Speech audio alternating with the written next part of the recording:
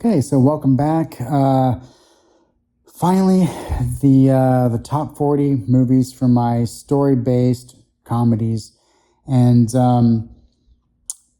like I mentioned before, I rank my movies based on a little bit of nostalgia, a touch of that, but mostly it comes down to how much the movie can make me laugh, and then the story and how good the story is also adds a bit to the overall ranking. So taking a look at the list, let's get right on it. Here at number 40, Drowning Mona. Once again, Danny DeVito, and this movie even has more actors that could really draw outsiders to it.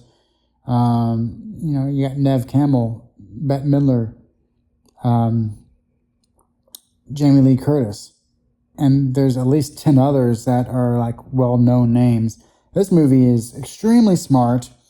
It's basically a detective story, but it's very smart and super hilarious. The Watch should be better known as Neighborhood Watch. This came out, I forget what case it was, in Florida with the Neighborhood Watch stuff, so they had to change the name of the movie. And I think that that might have hurt the movie. Because, I mean, if you look at the cast, that's not going to hurt the movie. But it's just The Watch. I don't know, that's not as appealing as Neighborhood Watch. But I highly enjoy this movie. I was so amazed that it was so much better than what it was getting credit for. Okay. So 38, Dutch. This is a movie I watch every Thanksgiving. And there's going to be a couple more movies on this list that I watch every Thanksgiving as well. But it's very, very funny. I mean, Ed O'Neill just comes in, and the way he acts, the way he treats Doyle here, Ethan Randall,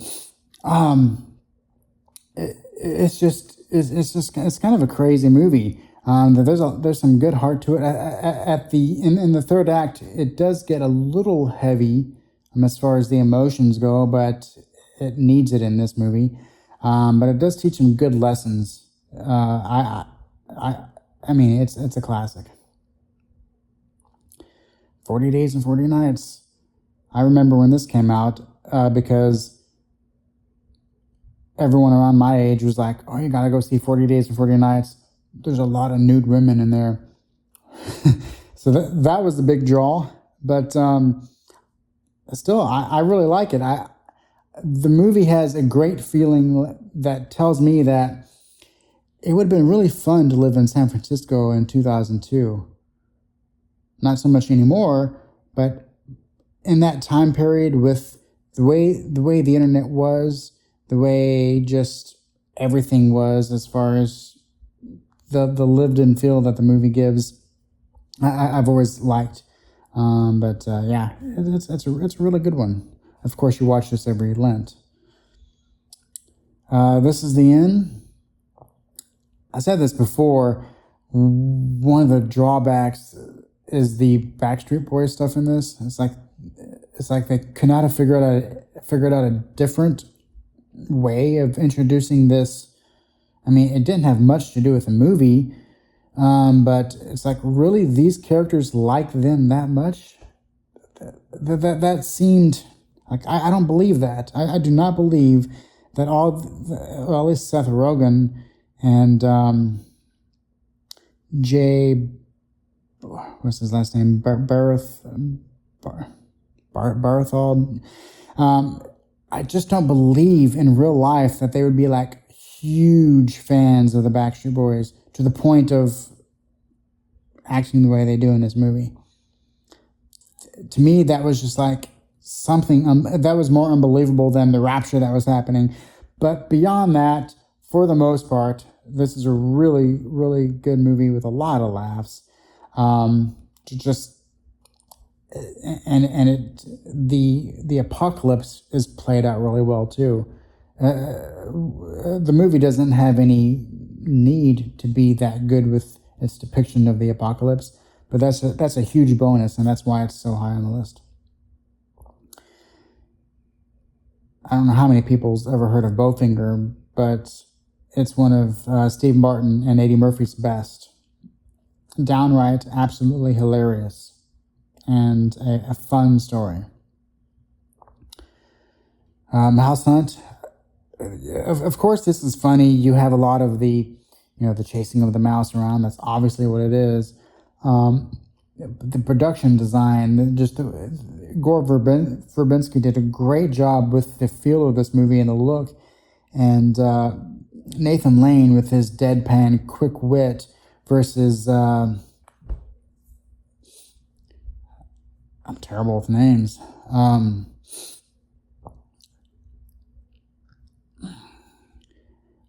The other actor in it, his wackiness, his comedy, they both really gel really well, and it's just a really fun, hilarious movie.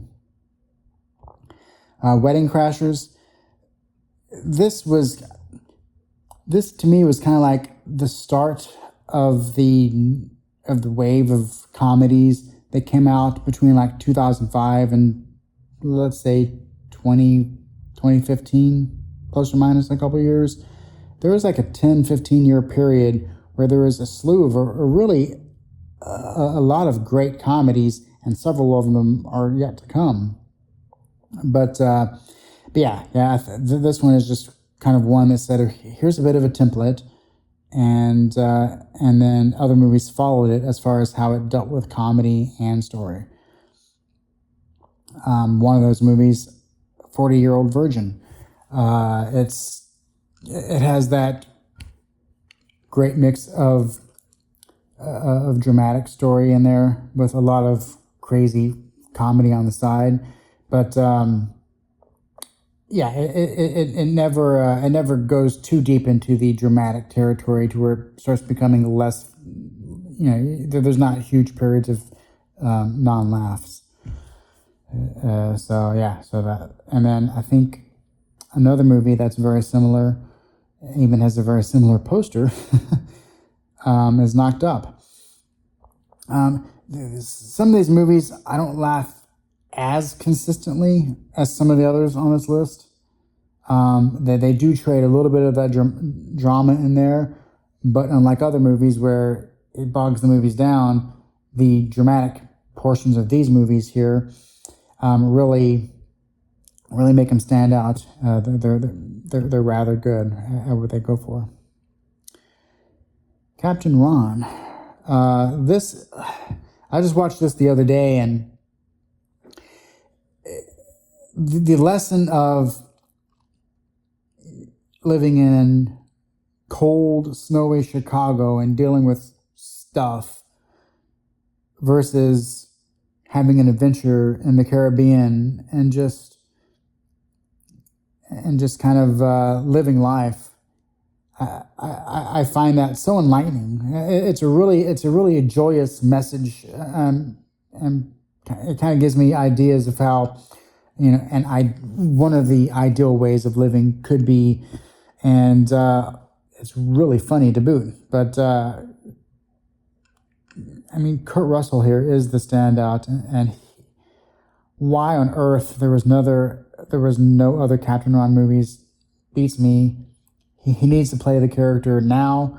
I would love to see him return to the role. Great stuff.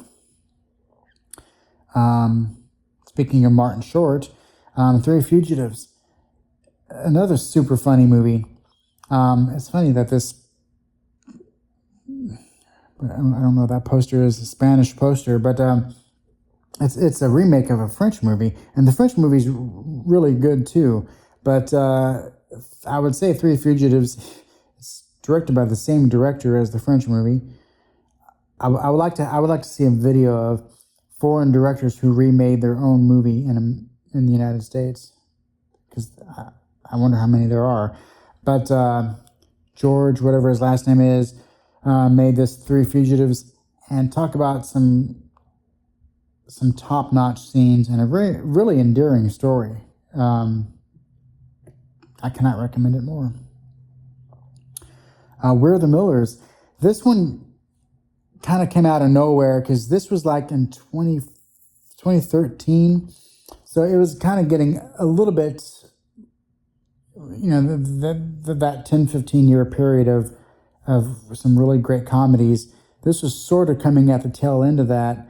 And I think there was a couple of so-so comedies that came out around this time. Then this came out, and it was like just great stuff from beginning to end. I don't know why there's never been a number two, but yeah, super funny.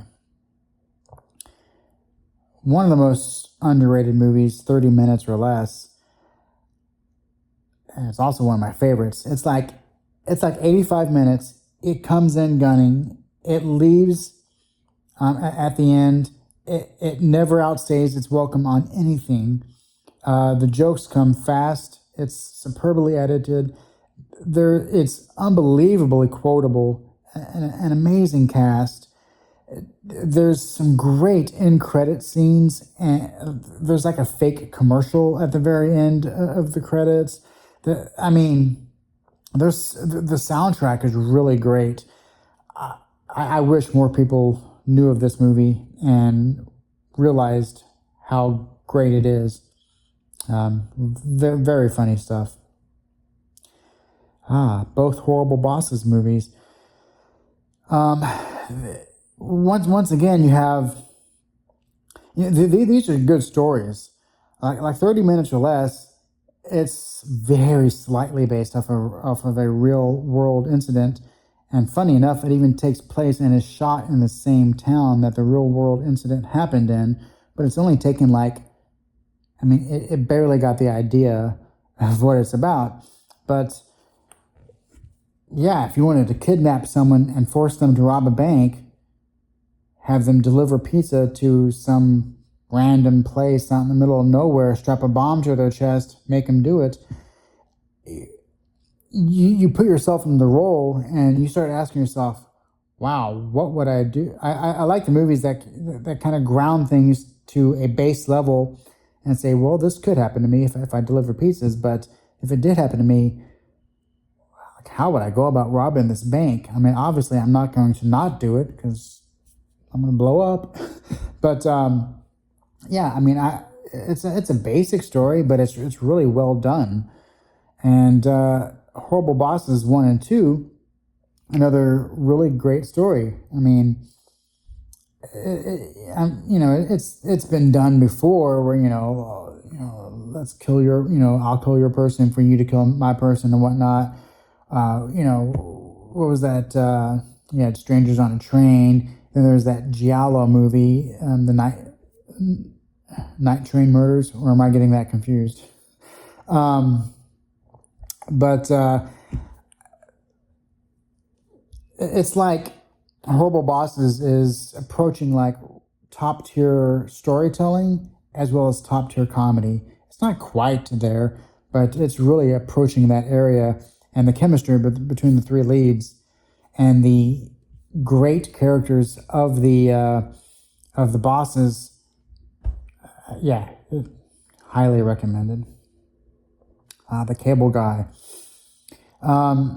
This is kind of a hard movie because I think for a lot of people it will be funny, but it's such a dark comedy that people won't realize how funny it is until they've seen it a couple times. But then once you understand the tone that it's going for, there's so many things that just become super hilarious. Just like little things that reward you for repeat viewing.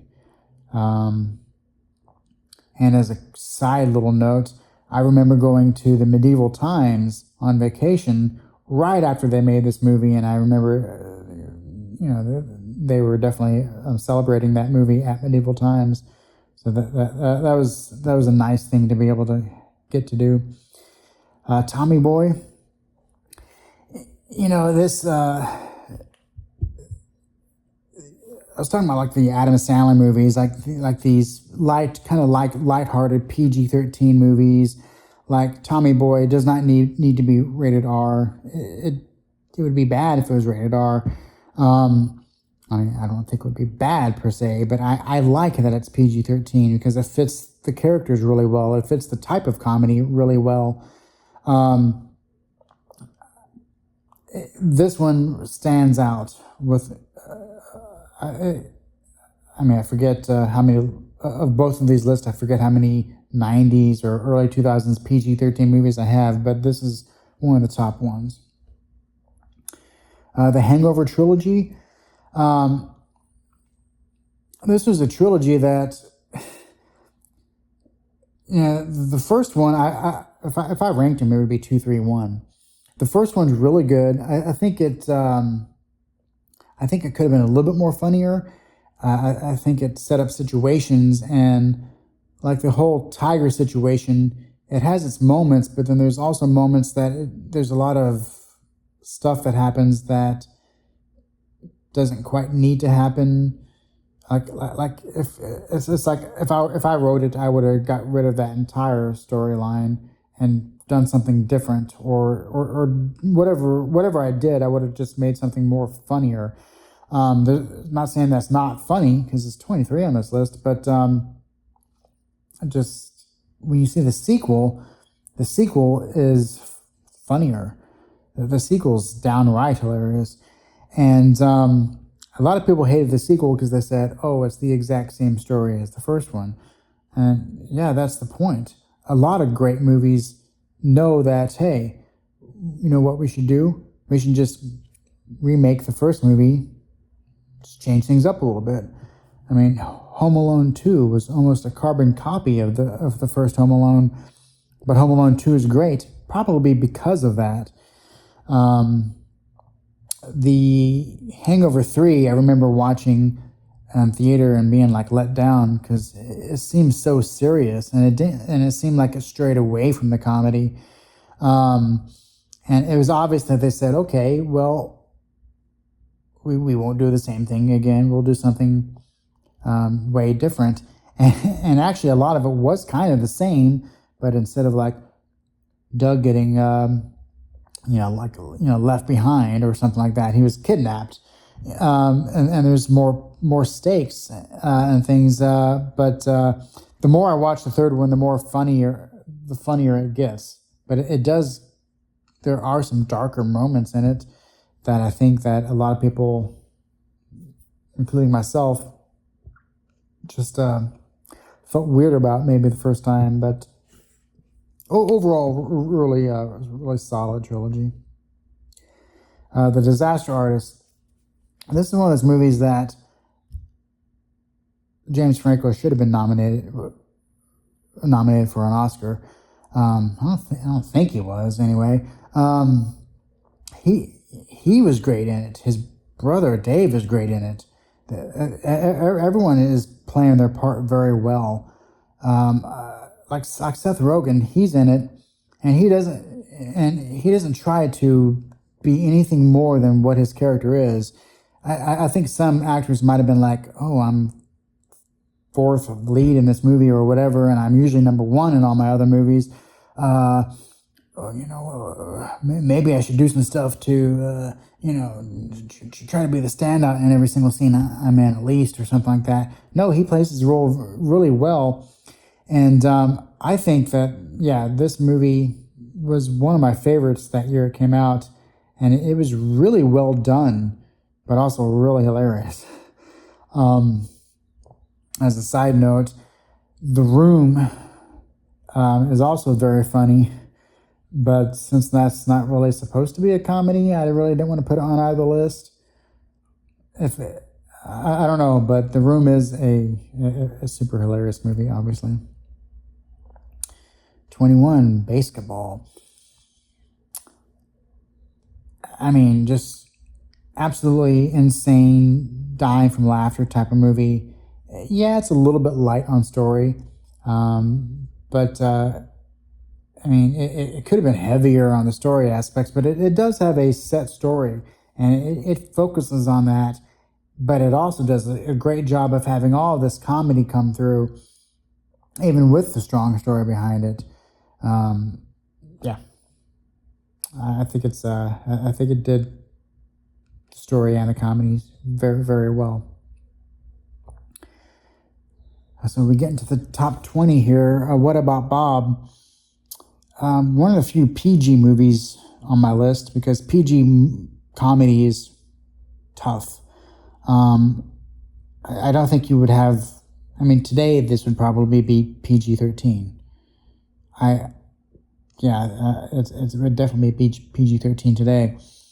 But talk about just insane stuff. As you know, the comedy is just top notch. The way the actors are acting, it's one of those. On paper, it's funny, but then when you get the actors and everyone involved, and the direction going on, everything's elevated. One of my favorites to revisit. And plus, if you watch it in this day and age, when so many people are working from home, it's kind of funny to see a work from home situation in 1991 or 90 or whenever this came out.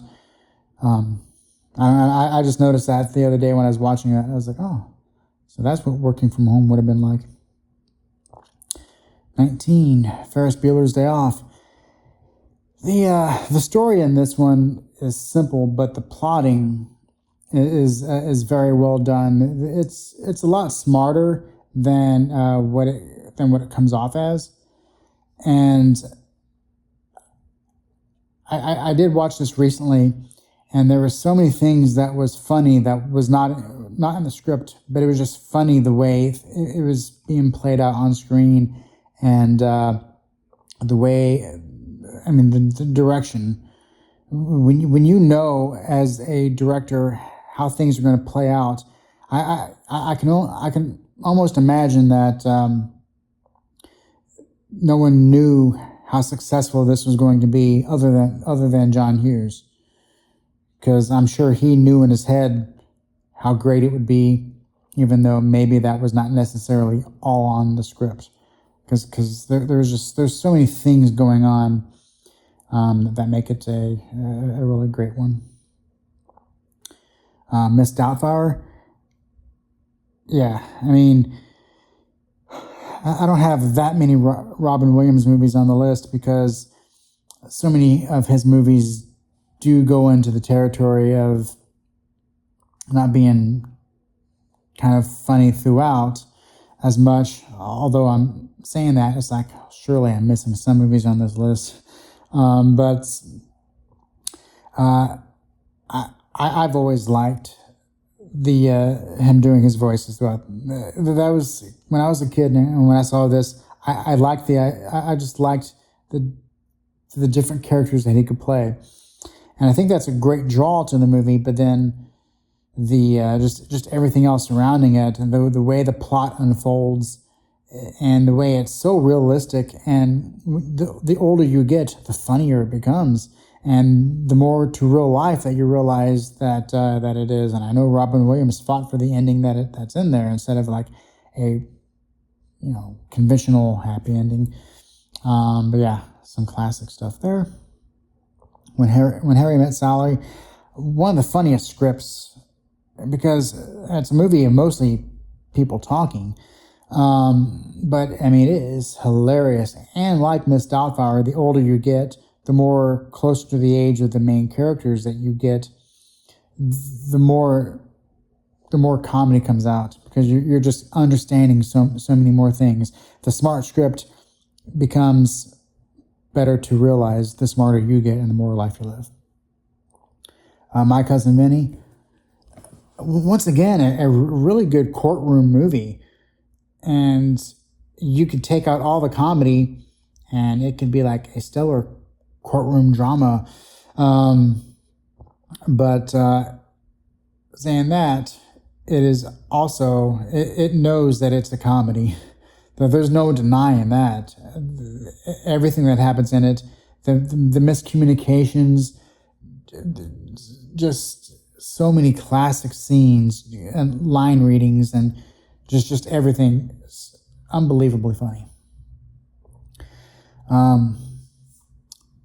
My favorite Rodney Dangerfield movie, Easy Money. I mean, Joe Pesci, another Joe Pesci movie, but she's on this list a couple of different times with Eight Heads in a Duffel Bag and now these two. So he knows his comedy, and he's not a funny guy, but he does know his comedy. Easy Money.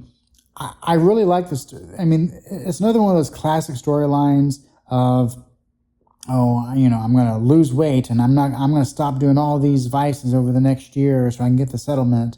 The classic, someone just died and now in order to get what they're going to leave you, you got to do this. But, just so many great moments, and not only from Rodney Dangerfield, but the scenes that he's not in is top-notch stuff as well. So there you go. I was mentioning Mike Judge earlier. This is definitely his best movie. Office Space is just, it was filmed around Austin, and so I've been, like another movie on this list, I'm very familiar with the filming locations, so I kind of have a bit of a tie as kind of like living and just kind of knowing that this is a movie set in an area that I'm very familiar with. So I like that aspect of it, but it's just great stuff. So many, the random Milton character. I don't know how many movies could get away with having so many just random characters and things happening in a movie that, yeah, it adds up a little bit and ties the story together in the end. But there's just so many. The movie knows that it wants you to feel like you understand these characters, and it's gonna give you little things off to the side that really makes you feel like this is a world that you are familiar with. For anyone who works in offices, and I think in general, if you've worked anywhere, for the most part, you understand the types of people that you can be around and how management is and things like that. So so it does such a great job of just putting you in those character spaces, and then just having hilariousness play out. Dazed and Confused, also filmed in Austin. Like a couple of movies on this list, there's not much of a story really at all, but it's the plot and the lessons learned and the feelings that you get from watching it, along with just so many hilarious things and one-liners and things like that. That it's like it's like it's a really good life movie, and you don't have to have been growing up in the 70s to understand what it would have been like to be in the 70s. Zack and Mary Make a Porno, one of Seth Rogen's best movies. Once again, the storyline is not going to blow anyone's socks off. It's they're trying to make a porno so they can make their rent. But it treats the story as something very serious, and it's a really well written story for what it is. It has everything there to make a really good movie about making a porno if it wasn't about something as crass as that. But I mean, just so many jokes, so many great some of the most top-notch stuff out there, obviously, because we're at 12 here. And yet again, another movie that I watch every Thanksgiving. Number 11, Secret Admirer. I wish my posters were better because you can't always see the titles on these movies, but Secret Admirer from 85. Just go watch it. It's incredible. Coming back to Jim Carrey, The Mask a lot like Mouse Hunt, has a great look to it. I mean, it's obviously going for this. I'm probably going to get my decade wrong, but kind of 40s vibe to it. I think it's almost kind of like a mix of several decades almost, but just the way it looks, it's not brightly lit in the real world scenes, but then when you get to the mask character, all of a sudden everything's real loud.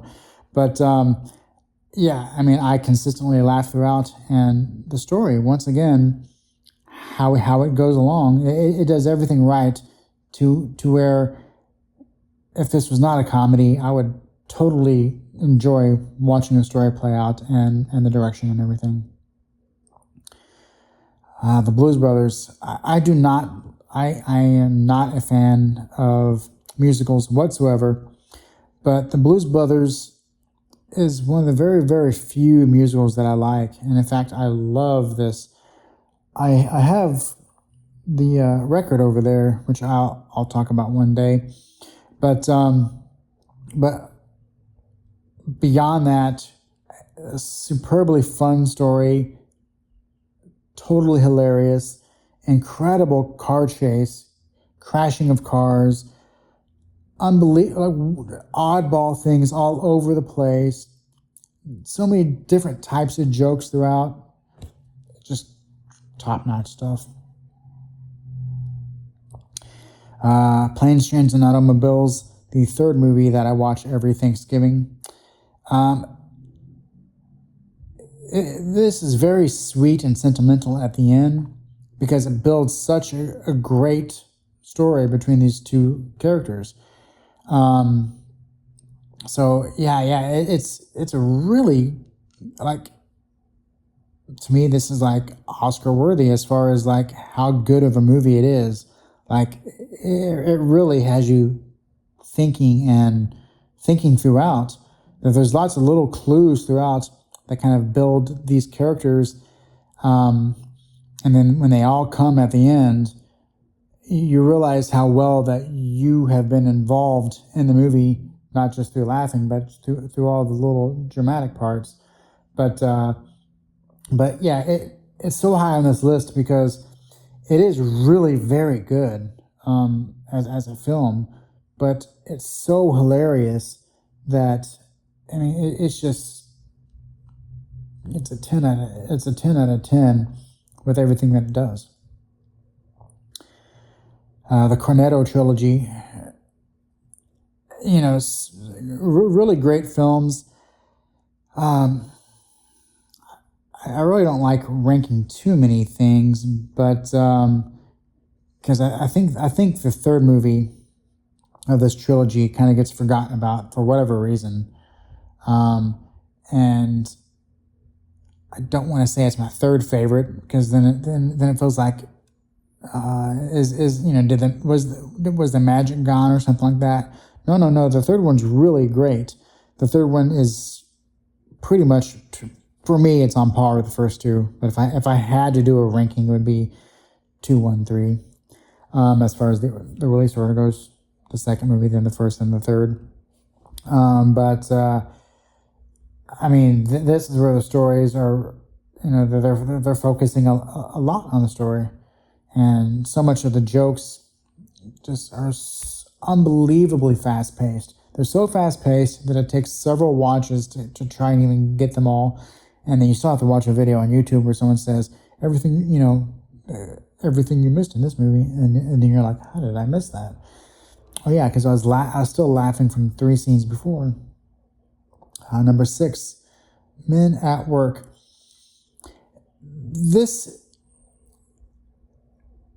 The more I watch it, the more I laugh, because just the more I like the way a character smirks, or the more I like the way this one word is said by this one character in this scene. And the more I watch it, the more of those, just the tiniest things that all of a sudden start adding up. And I mean, as a kid, when I saw this, I just thought it was a fun movie. But then, like I said, the more I watched it, the more I laugh. So like every time I watch this now, I just know I'm in store for more laughs because I just love the feel of the movie. A lot like 40 Days and 40 Nights. I watched this and I'm like, okay, so this is exactly what it would be like to live in 1990 South Los Angeles, Long Beach area. And I adore this movie quite a lot. It's unbelievably underrated. Used Cars, there's another unbelievably underrated movie. One of the smartest scripts out there. It's a really interesting story. So many. I think someone said, or maybe I was thinking about it, how there's like none of the characters are like necessarily good characters per se, and even the good characters almost turn bad at the end. But one of the most hilarious things that you will ever watch, and a really kind of intricate story of how everything unfolds. Really well done stuff, and just, I mean, it's superb, and the commentary is really good on it too. Groundhog Day. I don't know if this was nominated for any Oscars. It might have been nominated for a couple of them actually. But this to me is like Best Picture worthy. It came out in 1993, and what won Best Picture in 93? I forget. Should have been that though. Incredibly hilarious and such a great story. Like a lot like Planes and Trains and Automobiles, it really goes for some true sentimental moments that are well earned, but the comedy is so high throughout that none of the dramatic points slow the movie down whatsoever. They're here and there, but yeah, an incredible movie. So now we're getting into the top three, and any guesses as to what the top three are? I mean, there's only so many movies left that could be in the top three. This is not live, so I'm not going to expect any answers right away, but let me know in the comments below, especially what you think of my top 10 and my top three overall. But Pineapple Express, the period of movies, like I said, between like the 10-15 years, 2005 to 2015, plus or minus a couple, Pineapple Express was the best. The story, it's an action movie, and it's funny, but there's so much, like I said, with a lot of these movies, there's so much comedy. It's you almost forget that it's a really good action movie. I mean, you can take out the comedy, and boy, that's a great action movie. But I mean, absolutely one of the best. And I say that if there was like, I mean, yeah, it's not going to win Best Picture with an actual dramatic movie that came out. But as far as like comedies goes, I mean, this would sweep at the comedy Oscars. The Big Lebowski, another movie that the plot's kind of all over the place, but then again, it's also really cohesive. And that's mostly because the writing is so incredibly smart. The writing knows just how much story and plot details to give you without ever really thinking that you're in a deep plot. And most of the time, anything plot-wise that comes up is just setting up a funny situation. Like the back and forth about, they must have said, peed on your rug like 7 times during this, during that bowling scene, and he peed on your rug, and then just really building up the plot and talking about the plot a lot and figuring out the direction that the story is going to go but it's all to set up a joke when Donnie tries to come in and say something about peeing on the rug and gets talked back by John Goodman. So, yeah, I mean, top notch, everything. One of my all-time absolute favorites.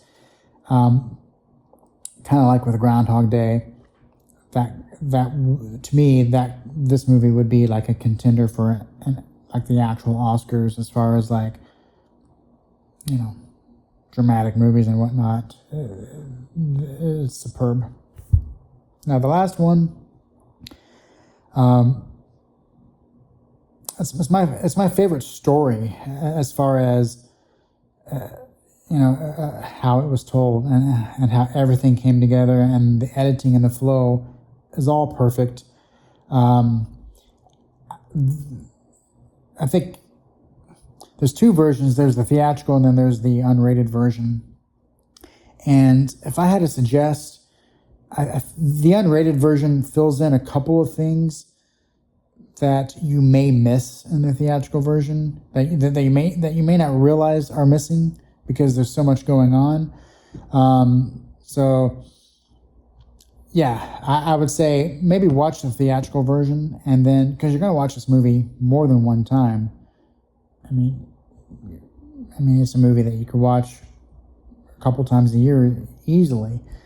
Yeah, I think watching the unrated version a second time can just be like kind of like a second experience, because you're getting a lot of extra little things throughout.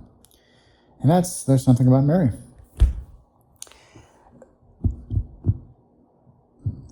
Watching movies in theaters, comedies are some of the greatest ones, especially with the more people there, the better. Because the more people that are there laughing, the more that I feel good about laughing out loud. Because no one wants to sit there and find something funny and then just start laughing real loud and realizing that you're the only one laughing, and knowing that everyone else is sitting there thinking, this idiot thinks this is funny. But when everyone else is laughing, you can sometimes be as loud as you want, and you're not going to break through the room. There's Something About Mary. It was a constant roar of laughter throughout the entire time. And I remember the guy in front of me laughed so hard he fell out of a seat and into the aisle and was kind of rolling around a little bit. And I'm sure that's happened before, and in movies, but this is the only time I've ever seen that happen in real life. And to me, everything is perfect about this movie. It gives me the most laughs out of any of these movies. The storyline is not like some Oscar-winning storyline, but the storyline is very strong for what it is, and fits the movie perfectly. I'll never be able to say enough about this movie. It will always be underrated because there's no way to overrate it, because it's that good. All right, so yeah, let me know in the comments below. Long video. There's so many of these movies I will talk about, in other videos in opportune times. Thanksgiving, I might do one of those 3 Thanksgiving movies, and who knows, 10 years from now, I could still be doing this as just something I like doing, and talk about number 57 on this list or whatever that is. So I didn't want to talk about each movie too much, but hopefully any movies on this list or even the other list, I mean, they're both great.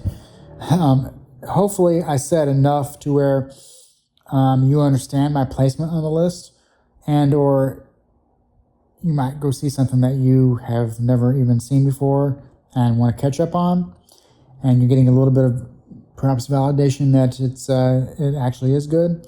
Or maybe there's a movie that you've never even heard of, like High Strung, and just give it a chance. You might hate it.